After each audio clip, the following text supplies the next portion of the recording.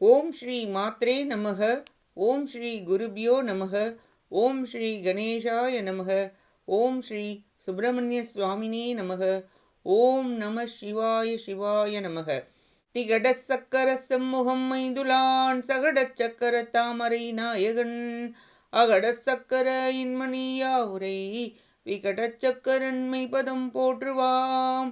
அருவமும் உருவும் ஆகி அநாதியாய் பலவாய் ஒன்றா பிரம்மமாய் நின்ற ஜோதி பிழம்பு அதுவோர் மீனியாக கருணை கூர் முகங்கள் ஆறும் கரங்கள் 12 கொண்டே ஒரு திருமுருகன் வந்தாங்கு உதித்தனன் உலகம் உய்ய. அனைவருக்கும் என் அன்பான வணக்கம். கச்சியப்பர் அருளிய கந்த புராணத்தில் இன்று வீரசிங்கன் வதைப்படலம். இப்படலம் இலங்கையின் வடக்கு வாயிலை காத்து வந்த அதிவீரன் என்பவனின் படைத்தலைவன் வீரசிங்கன் இரத்தலை கூறுகிறது. வீரபாகு தேவர் இலங்கையை சென்றடைவதற்கு முன்பு பெரிய தலையினை உடைய யாழிமுகம் என்பவன் மிகுதியான படைகளுடன் சூரபன்மனை காண சென்றிருந்தான். அம்மன்னனின் மகனான அதிவீரன் 1000 வெள்ளம் படைகளுடன் தங்கியிருந்து அங்கேயே இருந்து தொடர்ந்து பாதுகாத்து வந்தான். வீரமுடைய அதிவீரன் அசுரர்கள் துதிக்குமாறு இலங்கை மாநகரில் உள்ள அரண்மனையில் இருந்தான்.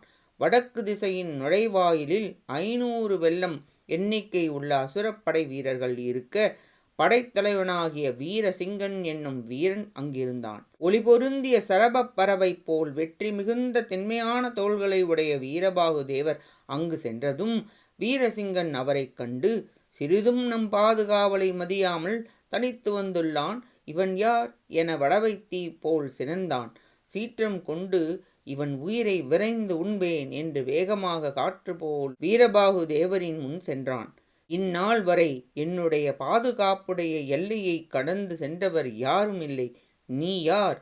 ஒருவனாய் தனித்து வந்துள்ளாய். உயிரின் மேல் நட்பு கொண்டில்லை. உன்னை கொல்வதற்கு முன் இங்கு நீ வந்த காரணத்தை கூறுவாயாக என்றான்.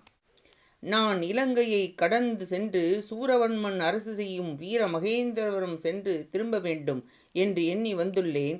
இதுவே யான் வந்த செயலாகும் என கூற, நீ வலிமையுடையவன் என்றால் என்னை தாண்டி செல்வாயாக என கூறி தன் படை வீரர்களை பார்த்து, இவன் சிறிதளவும் நம் அசுரர் கட்டளையை மதிக்கவில்லை, ஆற்றல் உள்ளவன் போலும், இவன் உயிரை கவருங்கள் என்றான் வீரசிங்கன். இதை கேட்டவுடன் வேடுவர்கள் வேட்டையாடுவதற்காக காட்டில் சிங்கம் ஒன்றை திரளாக சூழ்ந்து போர் செய்வது போல் சென்றனர்.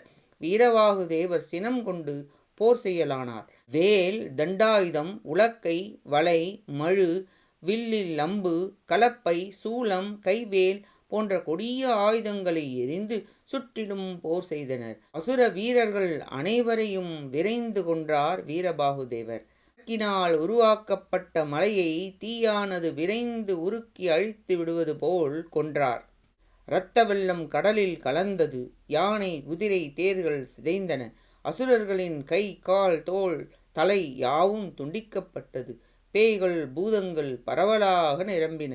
வீரபாகு தேவரின் வீரத்தின் முன் நிற்க முடியாமல் பல அசுரர்கள் தம் உயிரை பாதுகாக்க ஓடி மறைந்தனர்.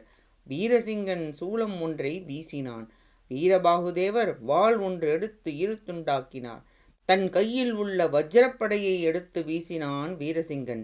அதையும் அழித்தார் வீரபாகுதேவர். வீரபாகுதேவர் அவன் அருகில் சென்று தன் வாளால் ஓங்கி அவன் கையை துண்டித்தார்.